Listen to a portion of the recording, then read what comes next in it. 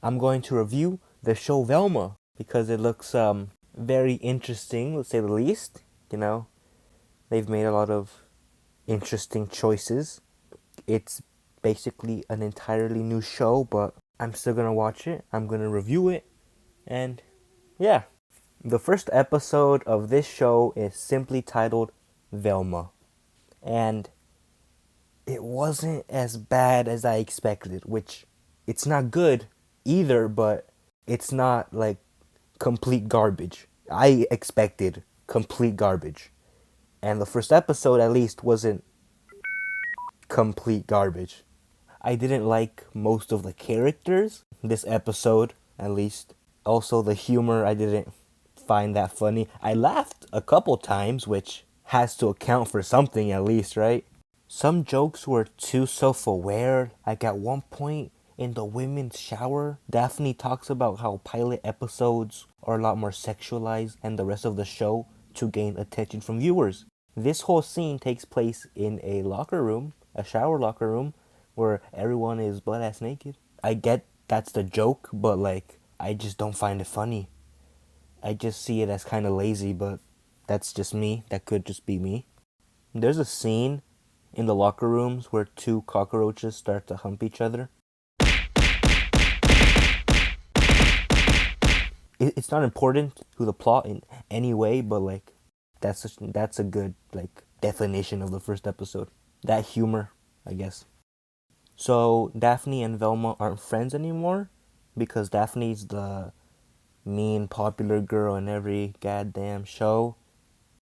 So yeah, and they also find a dead girl's body in Velma's locker with her brains cut out.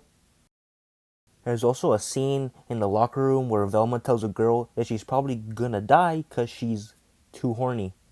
I wonder if that's gonna come into play later in the episode. So the police assume that Velma's the killer because the body was in her locker and Velma is a nerd with no friends. Velma is given 24 hours to find the real killer unless she wants to be put in prison for the murder. She also bumps into Fred outside of the police station, and Fred is the a stereotypical mean, popular jock type. And of course, him and Daphne are dating. I actually like Fred's design. That's really it about him so far. Velma's mom went missing like 3 years ago, and ever since then, Velma has gotten these like cryptic hallucinations every time she tried to solve a crime. So, yeah, that's important, I guess.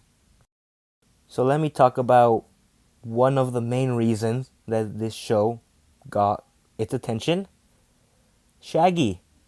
Or, in this case, the show calls him Norville, because that's his legal name, so, yeah. I'm gonna be completely honest here. I don't mind Norville as his own character. As a Shaggy, yeah, he's no obviously, but like if I see him as his own character, I don't mind him. I actually kind of like him. Honestly, he seems to be like anti-smoking, anti-pot, which is like the joke of his character. And even though it's stupid, I can't help but chuckle a little, laugh a little, because it's stupid, you know? Obviously. There's a scene where Norville is reading an article about anti-weed just for his spare time.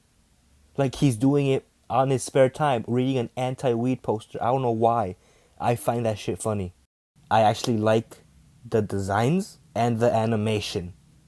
Like the backgrounds are really nice and cryptic in a Scooby Doo style, I guess, which I like.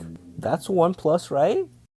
So there's one scene where Fred protects Velma because someone throws one of those art class paper cutter things, like the things that are square and they have a tiny knife on it. I have no idea what it's called.